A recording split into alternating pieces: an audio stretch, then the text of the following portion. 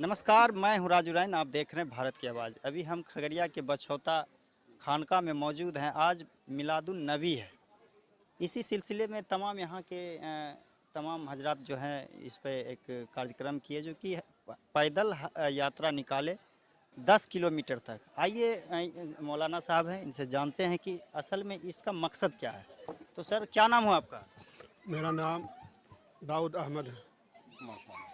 तो सर, आज मिलादुन नबी है। काफ़ी हिंदू भाई तो इस चीज़ से थोड़ा सा दूर रहते तो उनको मालूम नहीं है, लेकिन हमारे जो आपके कौम है मुस्लिम, उनको भी इस चीज़ के बारे में मतलब उसको मालूमात नहीं है। इस पर आप क्या कहें?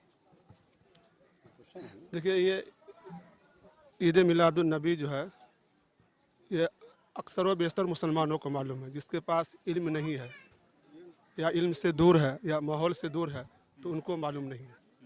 क्योंकि आज का जो दिन है, हमारे नबी जनाब अहमद मुस्तफ़ा मोहम्मद मुस्तफ़ा सल्लल्लाहु अलैहि वसल्लम के पैदाइश के दिन है, जिसको हिंदी में जन्मदिन। जन्मदिन, हिंदी में जिसको जन्मदिन कहते हैं। जन्मदिन कहा जाए। जी जी हाँ, और उर्दू में पैदाइश बोलते हैं ना, यौम है ना, पैदाइश, विलादत है ना। और आज ही के जो है दिन सुबह में, सुबह सादिक के वक्त 12 तारीख उर्दू 12 रबी उल नूर शरीफ, 12 रबी उल अव्वल शरीफ भी बोलते हैं ना, भोर में पैदा हुई। और इस जुलूस का मकसद यही है कि अमन व शांति है ना। हमारे नबी जब इस दुनिया में तशरीफ़ लाए तो इस सबको जो है एक दूसरे को हुकूक, एक दूसरे की हक अदा करने के जो है हुक्म दिए, संदेश दिया।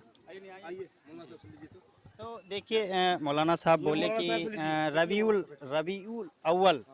मैं ये क्लियर कर देना चाहता हूँ कि रबीउल अव्वल जो है इस माह का, यानी उर्दू का माह होता है, महीना। जैसे अंग्रेज़ी में जनवरी कहा जाता है, तो उर्दू कैलेंडर के हिसाब से रबीउल अव्वल है। लेकिन काफ़ी लोग जो है रबीउल उसको पर्व मानते हैं कि रबीउल नबी है, पर्व है। ये ऐसा नहीं है, मिलादुन नबी है। हमारे जो इस दुनिया में इस्लाम के प्रोफेट मोहम्मद साहब जो है इस दुनिया में आज ही के मुबारक दिन है जो कि तशरीफ़ लाए थे। आइए दूसरे मौलवी सर, कैसे हैं? क्या नाम है आपका? मेरा नाम मोहम्मद हुसैन रज़ा सिद्दीकी है और मैं इस मदरसे का प्रिंसिपल यानी सदर मुदरसिन हूँ। सर, आज मिलादुन नबी है।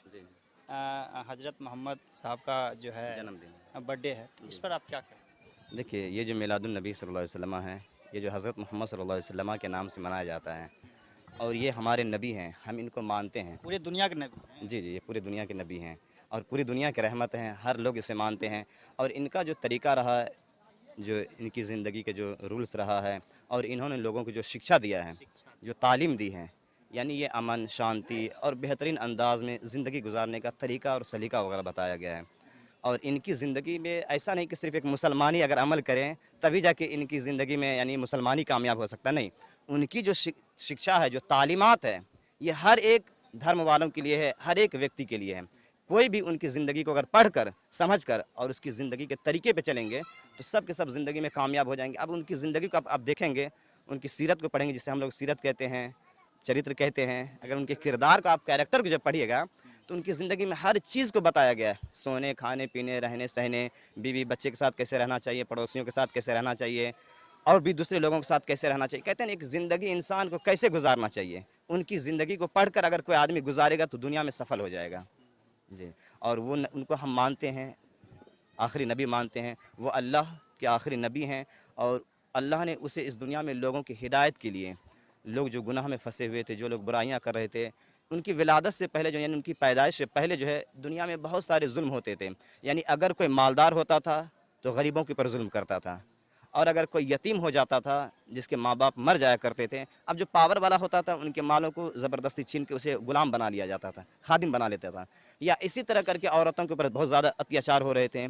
तो इन सारी बुराइयों को ख़त्म करने के लिए अल्लाह ने, उनके चचा भी एक बादशाह थे, लेकिन उनके चचा जो थे उस ज़माने के एतबार से वो जिम्मेवार थे उनके जी चचा। जी, लेकिन हाँ वो अपने चचा के खिलाफ यानी विरोध के अपने दिन को फैलाने के लिए वो संदेश जो दिए, थोड़ा सा उस पर आप। देखिए, असल में जो है ना, हकीकत में उनके 10 चचा थे। 10 चचा में कई चचा ऐसे थे जो पहले ही यानी डेथ कर गए, इंतकाल कर गए, मर गए, गुजर गए। और 5-6 चचा जो बच गए थे तो उनमें से 2 चचा जो है वो ईमान ले आए थे, एक हज़रत हमज़ा और एक हज़रत अब्बास, ये दोनों ईमान ले आए थे।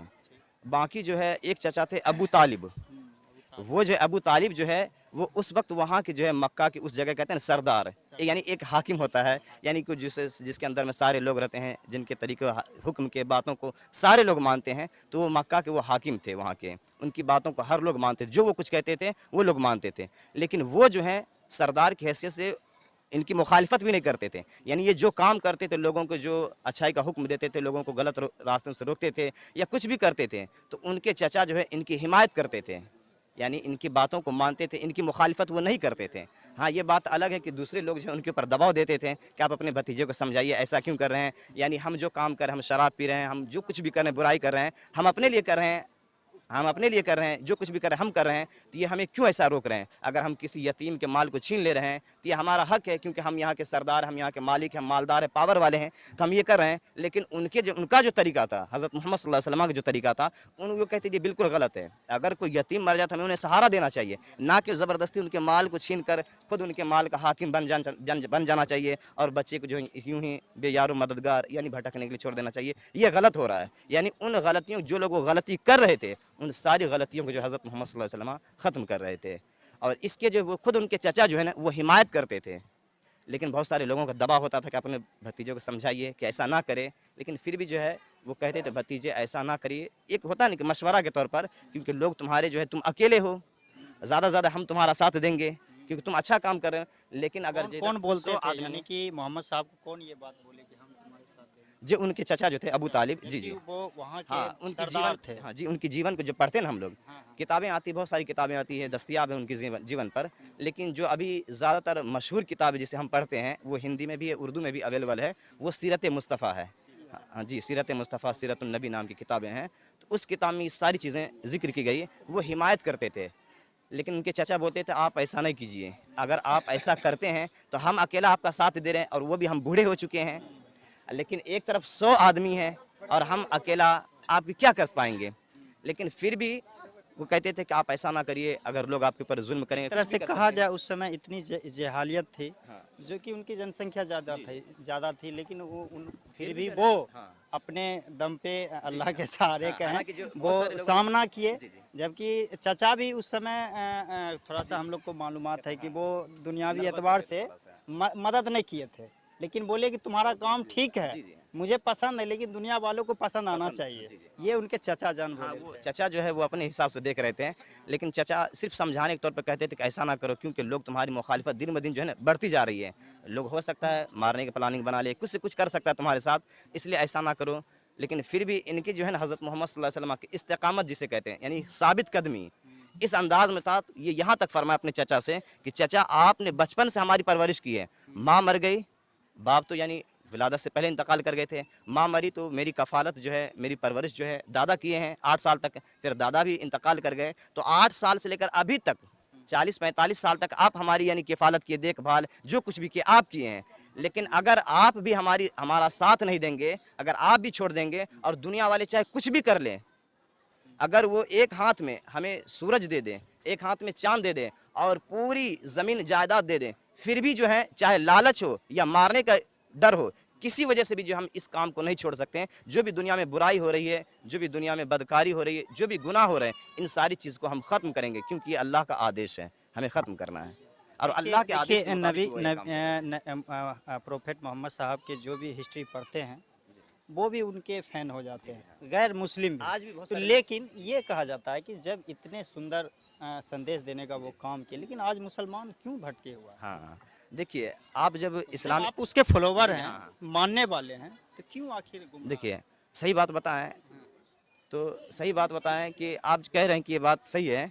देखिए इस्लाम का जो एक गोल्डन एज भी गुजरा है, जैसे आप कहेंगे खिलाफत, जैसे राशिदीन को जब पढ़ेंगे, हाँ, खिलाफत राशिदीन को पढ़ेंगे, यानी हज़रत अबू बकर सिद्दीक, हज़रत उमर फारूक, हज़रत उस्मान गनी, हज़रत अली के जब दौर पढ़ेंगे, उमर बिन अब्दुल अजीज़ का दौर पढ़ेंगे, उसके बाद फिर उमैया खिलाफत को पढ़ेंगे, उसके बाद फिर अब्बासी खिलाफत को पढ़ेंगे, उसके बाद फिर उस्मानी खिलाफत को पढ़ेंगे। तो ये सारे खिलाफत जो आप पढ़ेंगे ना, ख़ास करके अब्बासी खिलाफत में जो है ना मुसलमानों के दौर को गोल्डन एज कहा जाता है, जिससे आप लोग हारून रशीद वगैरह के नाम से हम लोग जानते हैं।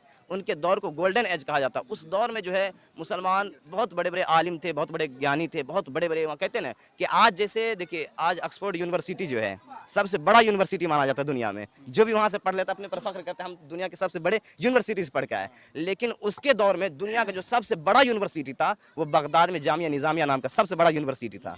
अब समझ सकते हैं आज मुसलमानों की तालीम में भी पीछे हैं। एक वक्त था कि मुसलमान साइंस भी होते थे, फ़लसफ़ी भी होते थे, मंतकी भी होते थे, आलिम भी होते थे, हर चीज़ में जो है वो माहिर होते थे। आप जैसे अगर साइंसी की दुनिया आप ले जाइएगा तो साइंस में जैसे अबू दाऊद फ़ारानी है, उनके बाद बू अली हैं, उनके बाद और भी बहुत सारे हैं। देखिए एक वीडियो लंबा हो जाएगा, मैं मेन टॉपिक पे आऊँगा।